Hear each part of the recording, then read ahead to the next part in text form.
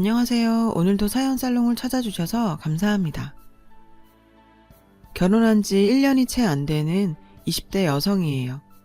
저는 한국에서 대학을 졸업하고 외국 대학에서 석사과정을 밟으며 함께 유학을 떠났던 남친과 결혼을 했어요. 현재는 임신 5개월 차 예비맘이고요. 저는 꽤 부유한 집안에서 태어났어요. 친할아버지께서 창업하신 기업이 아주 커서 몇 개의 자회사를 거느리고 있었는데 저희 아빠가 그중 한 회사를 맡고 계셨거든요. 저희 엄마는 아빠가 운영하시던 회사 직원이었는데 그곳에서 아빠를 만났고 결혼까지 하게 되셨대요.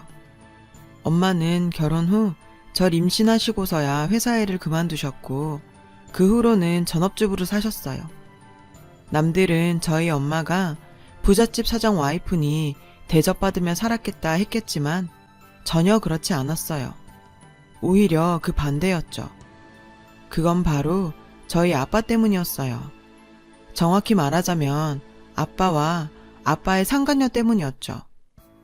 아빠는 회사에서 엄마를 보고 반해 오랜 시간 쫓아다닌 끝에 결혼까지 하게 됐지만 결혼 후 엄마가 저를 출산하고부터는 엄마한테 마음이 완전히 떠나버렸대요. 그때부터 밖에서 여자들을 만나고 외도를 하기 시작한 거죠. 엄마를 더욱 힘들게 했던 건 아빠의 태도였어요. 아빠는 부끄러울 게 하나도 없다는 듯 당당한 태도로 여자들을 만나고 다녔거든요. 당신 사람 만나고 다녀요? 엄마가 작정하고 따졌더니 남자가 사업하다 보면 상황상 그럴 수도 있는 거지. 아빠는 완전 철판을 깔고 이렇게 말하더래요. 자존심 강한 엄마는 비참하고 서러워서 죽고 싶었지만 그럴 순 없었죠. 언젠가 엄마가 그러셨는데 엄마가 더럽고 치사해도 살아야겠다 마음먹었던 건 바로 저 때문이었대요. 결혼한 직후 임신에 가진 유일한 딸인 저를 보며 엄마는 살아갈 이유를 찾았던 거예요. 하지만 제가 4살이 되었을 무렵 아빠는 기어이 엄마를 한 번 더 무너뜨리고 말았죠. 당시 전 고작 4살이었지만 그날 일이 또렷하게 기억이 나요. 신기할 정도로요. 엄마랑 같이 마트에 가서 장을 보고 돌아오던 참이었죠. 저희 집은 마당이 있는 단독주택이었거든요. 울타리 앞에 아빠 차가 서 있었어요. 아빠가 퇴근하기엔 이른 시간이었기 때문에 엄마도 저도 의아해했죠. 집에 들어갔더니 현관엔 아빠 구두와 처음 보는 신발이 놓여 있었어요. 거실에 들어가니 먼저 아빠가 보였고 옆에는 처음 보는 어떤 아줌마가 있었어요. 사실 아줌마라고 하기엔 젊은 나이로 보이긴 했지만 어쨌든 4살짜리 어린애한테는 아줌마였죠. 그 아줌마는 품에 아기를 안고 있었어요. 어린 아기는 잠들어 있었고요. 그 아줌마와 품에 안긴 아기를 본 엄마의 얼굴을 전 아직도 잊을 수 없어요. 엄마는 장바구니를 현관 앞에 맥없이 떨어뜨리고 석고상처럼 하얗게 변한 얼굴로 아빠와 그 아줌마 그리고 그 아기를 번갈아 바라보았어요. 아빠는 멈춰선 엄마 앞으로 당당하게 걸어와서 선언하듯이 말했죠. 이제부터 이 집에서 같이 살 거야. 동생이다 생각하고 잘 챙겨주라고. 먼저 애 키워봤으니까 잘 좀 도와주고. 아들이지만 딸 키우는 거랑 별 차이 있겠어? 그리고는 제 쪽으로 몸을 굽히고는 머리를 쓰다듬어 주시면서 이렇게 말했어요. 우리 아영이 동생 생겨서 좋지? 잘 챙겨줘야 해. 그러더니 아빠는 몸을 돌려서 그 아줌마에게 쉬라고 한마디 하고는 밖으로 나가버렸어요. 곧이어 차 시동 거는 소리가 들렸고 아빠는 차를 타고 가버렸어요. 아빠는 그렇게 엄마의 가슴에 엄청난 비수를 꽂고는 변명도 없이 자리를 피해버렸어요. 엄마는 잠시 멍하니 있다가 말없이 거실 소파에 앉아있는 그 아줌마와 아기에게 다가갔어요. 그리고는 제 손을 꼭 잡고 그 아줌마를 똑바로 바라보며 말했죠. 나도 바깥 양반한테 버려진 거나 다름없는 마당에 별로 내세울 것도 없지만 이 집에서 같이 살려면 쥐 죽은 듯 살아요. 내 딸한테 말 걸 생각, 나한테 이래라 저래라 할 생각, 우리 모녀랑 좋든 나쁘든 무슨 관계 맺어볼 생각 꿈도 꾸지 말고. 애는 알아서 잘 키워봐요. 그 사람이 자기가 데려왔는데 돈은 줄 테니까. 그래도 애 낳은 게 어찌 보면 동아줄이네요. 지금까지는 그냥 놀기만 했는데 그래도 자기 애라고 책임감은 있었던 모양이니까. 그 말을 들은 아줌마는 고개만 끄덕일 뿐 아무 말도 하지 않았어요. 엄마는 저를 데리고 2층 방으로 갔어요. 그리고 아무렇지 않게 옷을 갈아입히고 놀아주었죠. 하지만 그날 밤 엄마는 제 옆에 누워서 몰래 울었어요. 그 아줌마랑 사는 게 처음엔 크게 불편하지 않았어요. 엄마 말대로 아빠가 그 아줌마에게 돈은 따로 주는 것 같았고, 아줌마는 그 돈으로 아기 용품이나 자기한테 필요한 것들을 사서 썼거든요. 집안일은 할 줄 아는지 자기 밥은 알아서 해먹고 아기도 자기가 돌봤으니까요. 저는 어린 마음에 아기가 귀엽기도 하고 궁금하기도 했지만 그래도 엄마의 마음을 알 것 같아서 절대로 가까이 가거나 아기에게 관심을 가지는 티를 내지는 않았어요. 아빠란 사람은 참 뻔뻔했어요. 그래도 자식들은 사랑해서 쉬는 날이면 저랑도 놀아주시고 아기 안부도 물으시며 골고루 관심을 주셨죠. 물론 아줌마와 아기의 존재는 철저히 비밀로 붙여졌어요. 특히나 할아버지와 할머니에게는요. 여전히 일선에서 활발히 활동하셨던 할아버지는 자주 뵙지는 못했지만 인상부터 정말 냉철한 분이셨어요. 그래서 아빠는 자신의 문란한 행동들과 그에 따른 결과를 철저히 비밀에 붙였죠. 그래도 아줌마는 돈 충분히 받고 넓은 집에 살면서 버림받지 않은 것만으로도 만족해하는 것 같았어요. 엄마 말대로 엄마와의 충돌도 거의 없었어요. 아주 가끔씩 집안에서 뭘 물어봐야 할 때는 몰래 제게 조용히 물어본 적이 있는 정도였죠. 그럼 어린 저는 그냥 아무렇지 않게 이건 여기 있어요. 저건 저기 있어요. 하고 대답해 주었고요. 그럴 때마다 아줌마는 자기가 말 건 거 엄마한테 말하지 말라고 신신당부를 했었어요. 그런데 전혀 예상치 못했던 일이 생겼어요. 바로 저희 엄마가 세상을 떠나신 거예요. 제가 초등학교 2학년이던 9살이 되던 해 겨울이었어요. 엄마가 스스로 한 선택이었어요. 발견한 사람은 아이러니하게도 아빠였죠. 당연히 저는 직접 보지는 못했어요. 토요일 아침에 늦잠을 자고 일어나니 집안이 소란스럽더라고요. 나가보니 이미 엄마의 시신이 흰 천으로 덮여져 있었어요. 화장실 안을 들여다보니 샤워봉 위에 수건을 여러 개 연결시킨 끈이 끊어진 채로 걸려 있었죠. 아빠는 엄마가 평소 우울증을 심하게 앓고 있었다고 주변에 이야기했어요. 엄마 스스로의 선택이라는 걸 숨길 수 없으니 뒷말이 나오기 전에 선수를 친 거죠. 할아버지와 할머니에게도요. 저는 어린 나이였지만 이제 다시는 엄마를 볼 수 없다는 사실을 잘 알고 있었어요. 화장한 엄마를 납골당에 안치시키던 날 저는 정말 많이 울었어요. 엄마가 너무 불쌍했거든요. 바람난 남편의 내언녀와 혼의 자식까지 키우며 살다가 간 인생. 심지어 엄마는 친정 식구들도 거의 없다시피 했어요. 몇몇 친척들이 다였죠. 엄마는 외동이었고 부모님은 일찍 돌아가셨으니까요. 그리고 엄마가 떠나고 장례식이 끝나는 날 저에게는 새로운 인생이 시작되었어요. 결코 좋은 의미의 새 인생은 아니었어요. 엄마가 죽자 같이 살던 아줌마는 돌변했어요. 곧바로 집안의 안주인 행세를 하면서 집안일 도와주시는 아줌마에게도 태도를 싹 바꿔버렸어요. 너 그동안 네 엄마 믿고 나대더니 천벌 받은 거야.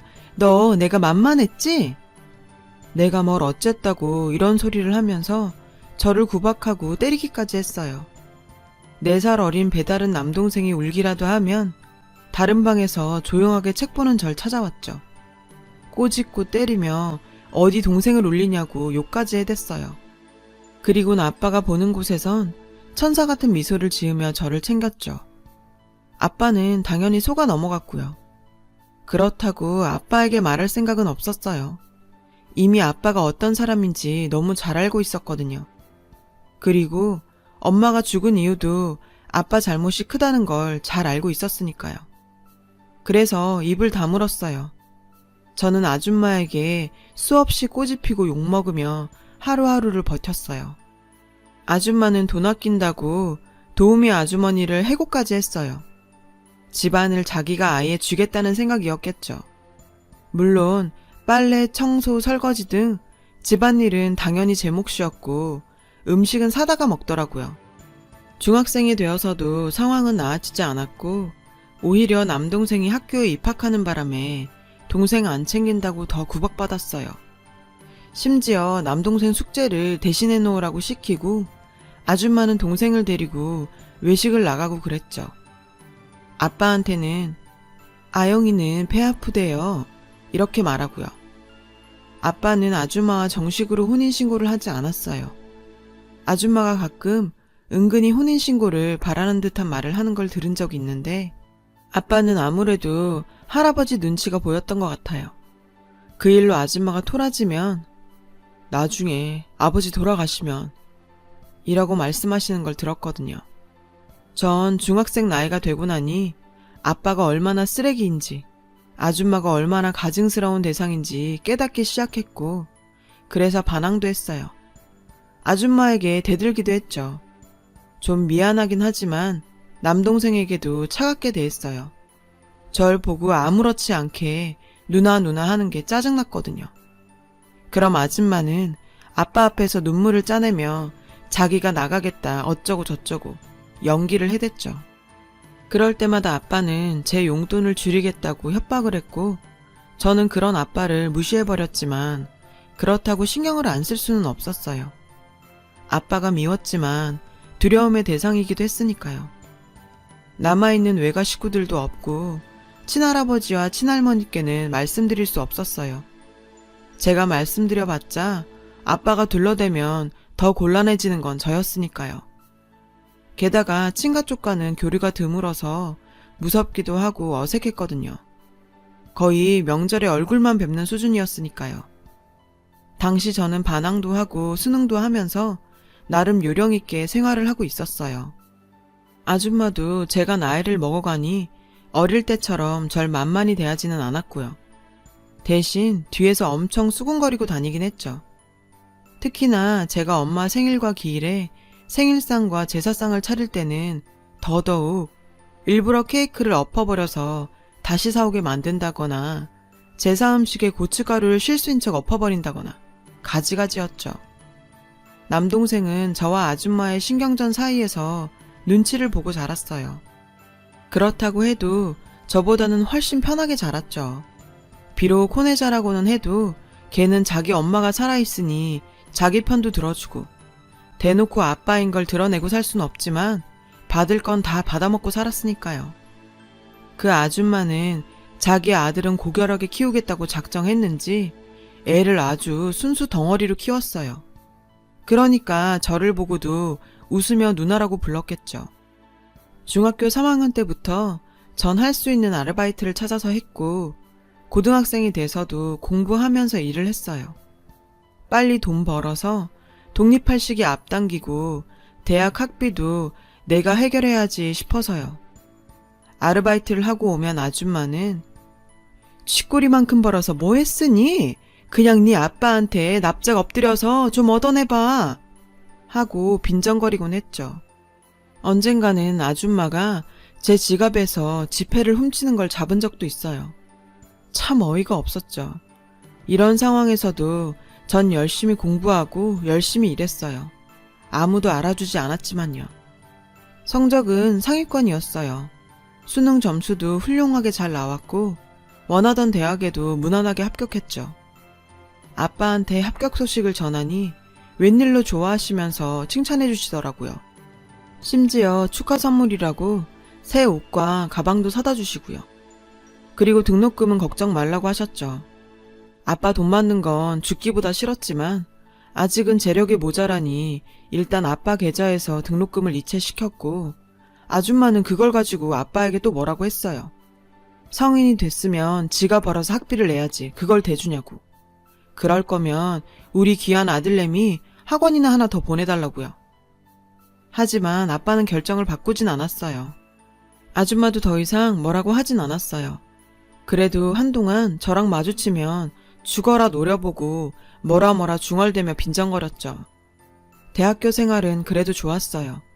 새 친구들도 사귀고 동아리도 들고 MT도 가고 생활에 활기가 조금 도는 것 같긴 했어요. 물론 밤에 아르바이트를 해야 해서 힘들긴 했지만요. 늦게 들어가면 아줌마는 너 왜 이렇게 늦니? 혹시 몸 파는 일이라도 하니? 하고 빈정거렸죠. 그럼 전 아줌마한테 설마요. 왜요? 내가 아줌마처럼 몸 팔다가 우리 아빠 같은 돈 많은 사람 잡으려고 하는 것 같아요? 하고 받아쳤고 아줌마는 그럼 화나서 부들부들 떨었어요. 전 아줌마의 그런 모습을 보면 조금이라도 속이 풀렸죠. 저는 대학에 다니면서 남자친구도 사귀게 됐어요. 의도한 건 아니지만 남자친구도 꽤 풍족한 집안의 자제였죠. 아버지가 사업을 하시는데 남자친구도 어릴 때부터 아빠가 회사를 이끄는 걸 보고 동경했대요. 그래서 자기도 아빠 회사에 입사하는 게 꿈이었대요. 과도 그쪽 과였고요. 참 신기하더라고요. 우리 집하고 환경도 비슷한데 남자친구 가족은 참 화목한 게요. 집에 초대받아서 갔을 때도 남자친구 부모님은 신혼부부처럼 다정하게 서로를 챙기셨어요. 그 모습을 보고 저는 괜히 더 부끄러워서 남자친구에게 집안 이야기는 일절하지 못했어요. 저도 집에다가 만나는 사람 있다는 얘기는 하지 않았고요.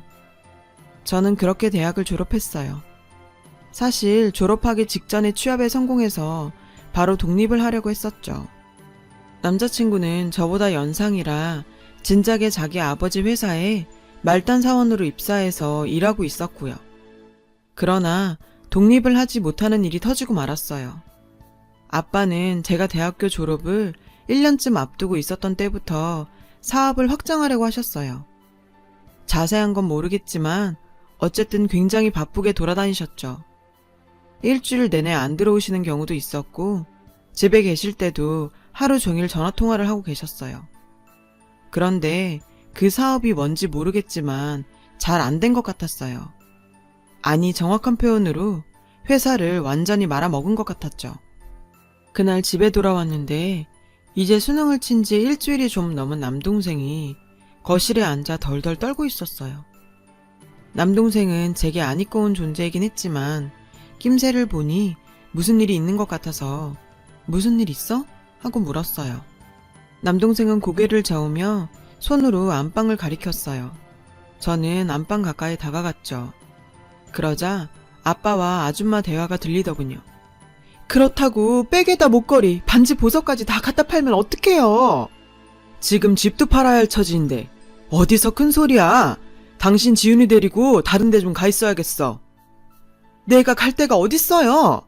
부모하고도 연락 끊은 게 몇십 년인데 지훈이 이제 대학도 가야 하는데 어쩔 거예요? 거기서 투자를 뺄 줄 누가 알았냐고. 내 잘못이야? 아빠 사업에 투자하기로 한 주 투자자가 사기꾼이었던 거예요. 한마디로 아빠 돈만 빼먹고 튄 거죠. 그 바람에 집안이 난리가 났어요. 저는 당시 제 용돈과 생활비를 대부분 제 벌이에서 내고 있었고 아빠 돈은 있으나 마나한 돈이라고 생각해 별로 타격은 없었지만 아줌마는 아니었죠. 아빠가 아줌마의 명품들이나 보석들을 말없이 전부 처분해 돈을 만들고 있었고 정식 배우자도 아니었던 아줌마는 이혼을 하자고 할 수도 없고 그렇다고 자기 벌이를 스스로 하는 것도 아니었으니까요. 당연히 그 명품들을 제 돈 주고 살 수도 없었죠. 저는 차라리 잘 됐다 싶었어요. 비겁하게 보일 수도 있겠지만 이참에 아빠한테 영 끊겠다고 선언하고 독립해서 남자친구랑 돈 모아 결혼할 생각이었죠. 그런 생각을 하던 어느 토요일이었어요. 아빠는 아침 일찍 옷을 챙겨 입었어요. 그리고 저와 아줌마, 남동생에게도 깨끗하게 씻고 깔끔한 옷을 입으라며 청하셨죠. 웬일로 얼굴이 상당히 밝았고 흥분된 상태였어요. 아버지가 오신데 나랑 사업 관련해 이야기하실 것 있으시다고. 며칠 전에 아버지 모시는 이비서한테 살짝 얘기 좀 흘렸거든. 아버지 도움이 좀 필요한데 언질 좀 해달라고. 그런데 오신다네. 그래도 아버지라고 챙겨주시네. 당신은 최대한 단정하게 입고 있어. 여기서 일하는 아주머니라고 둘러댈 테니까. 사업이 어려워졌는데도 일하는 아주머니가 주인집 챙겨주는 것처럼 보이면 아버지가 더 감동받으시지 않겠어? 그 말을 들으면서 우리 아빠란 인간 참 교활하다 싶었어요. 어차피 곧 나갈 건데 적선이나 한번 하자는 마음으로 단정하게 옷 입고 얌전히 기다렸죠. 아줌마도 그렇고 남동생도요. 1시간 정도 지나고 할아버지께서 오셨어요. 명절에 인사만 드렸던 할아버지인지라 몇 년 만에 보는 것 같은 기분이었어요. 깔끔한 수트 차림으로 근엄하게 들어오신 할아버지는 제가 기억하는 대로 날카로운 모습 그대로셨어요. 전 할아버지께 인사를 드렸고 할아버지는 졸업 축하한다고 말씀해 주셨어요. 솔직히 제가 졸업한 걸 알고 계실 줄 몰라서 조금 놀랐어요. 아빠는 약장수처럼 자기 사정을 열심히 포장해서 할아버지께 구구절절 설명했어요. 뭐 다른 건 다 잡설이고 결론은 아버지, 이번에 조금만 도와주시면 저 정말 잘할 자신 있어요. 다른 거 힘드시면 채목 없는 거라도 좀. 아빠 얘기를 가만히 들으시던 할아버지는 옆에서 기다리던 비서를 손짓해 부르셨죠. 이 비서, 이놈 회사 정리 절차 밟고 이놈 권한이고 직급이고 다 회수해. 앞뒤 설명 없이 던져진 할아버지 말씀에 아빠의 얼굴은 사색이 되었어요. 아빠는 소파에서 내려와 덥석 무릎까지 꿇었어요. 아버지, 제가 이번엔 잘못했어요. 한 번만 기회 주시면 정말 잘할 자신 있어요. 할아버지는 그런 아빠 모습을 보시고는 갑자기 테이블을 탁 내려치시며 호통을 치셨어요. 내가 볼 땐 인과응보다. 너 내가 내 기업 계열회사 휘청이는 것도 모르는 천친 줄 알았냐? 망할 때까지 기다린 거야. 아니, 정확히 말하면 망할 줄 알고서도 그냥 버린 거다. 너는 인간이 글러먹었어. 뭐하고 놀고 다녔는지 내가 모를 줄 알아? 네 처, 내 며느리가 왜 그렇게 갔는지 모를 줄 아냐고. 네가 10년 넘게 저 여자랑 네 혼의 자식 새끼 숨긴 것도 모를 줄 알아? 할아버지 말씀에 저도 깜짝 놀랐어요. 다 알고 계실 줄은 몰랐거든요. 아줌마의 얼굴도 하얗게 질리고 할아버지를 처음 뵙자마자 이런 모습을 본 남동생은 겁먹고 입술을 꽉 깨물고 있었죠. 아영아, 일어나라. 할애비랑 가자. 그동안 고생 많았다. 할아버지는 직접 제 손을 잡고 일어나셨어요. 저는 얼떨결에 끌려나갔고 할아버지는 이비서, 아영이 짐 좀 다 정리해서 우리 집으로 보내. 라고 말씀하시곤 절 데리고 나가 차에 태우셨죠. 차에 타서 어리벙벙한 저에게 할아버지가 말씀하셨어요. 그때 저는 처음으로 할아버지 목소리가 따뜻하다고 생각했어요. 저놈이 무슨 짓을 했는지 진작에 다 알고 있었다. 그래도 내가 너 어릴 때부터 도와주지 않은 이유는 네가 나한테 의지하다 보면 스스로 서림을 잃게 될 것 같아서였다. 이젠 대학도 졸업했고 얼마 전엔 취직도 했다지. 이제 내가 갚아줘야 할 것 같구나. 고생시켜서 미안하다 우리 손녀. 눈물이 왈칵 쏟아졌어요. 엄마가 갑자기 보고 싶어졌죠. 할아버지는 제 어깨를 토닥여주시고 앞으로 당분간은 할아버지랑 할머니랑 같이 살자. 듣자 하니 독립을 준비 중이라고 하던데 취직한 지 얼마 안 되었으니까 그동안 할매 할비랑 못했던 얘기도 나누면서 당분간 살자. 할비가 곧 독립시켜 주마. 그날 할아버지 집에 가니 할머니도 울면서 저를 안아주셨어요. 이 양반이 절대로 연락하지 말라더라 하시면서 할아버지께 원망의 시선도 보내셨죠. 저는 그렇게 수년 만에 가족의 따뜻함을 느끼며 할머니와 늦게까지 수다를 떨었어요. 다음 날부터 아빠는 아줌마까지 대동하고 와서 빌었어요. 할아버지 집 마당에 무릎을 꿇고요. 아줌마는 우리 아들 올해 대학 가요 아버님. 손주 대학은 보내야 하잖아요. 하고 빌었지만 할아버지는 내가 왜 그쪽 아들을 도와야 합니까? 우리가 뭐라도 됩니까? 한마디 던지시곤 내치셨어요. 저는 그 이후로 아빠와 일절 연락하지 않았어요. 할아버지 명령이셨죠. 전 제가 해야 하는 일만 열심히 했어요. 회사 열심히 다니는 거요. 그러다가 할아버지께서 유학을 권하셨고 외국 대학에 석사과정을 지원해서 유학길을 떠났어요. 남자친구도 같이 갔고 저희는 석사과정을 수료하고 결혼을 했어요. 결혼식장에도 역시 아빠는 없었어요. 제 과거를 들은 남편과 시부모님은 저를 정말 많이 위로해 주시고 안아주셨죠. 지금 저는 정말 행복하게 살고 있어요. 비록 저는 힘들었던 과거를 겪고 지나왔지만 지금은 이전과는 전혀 다른 생활 속에서 행복을 만끽하며 살고 있어요.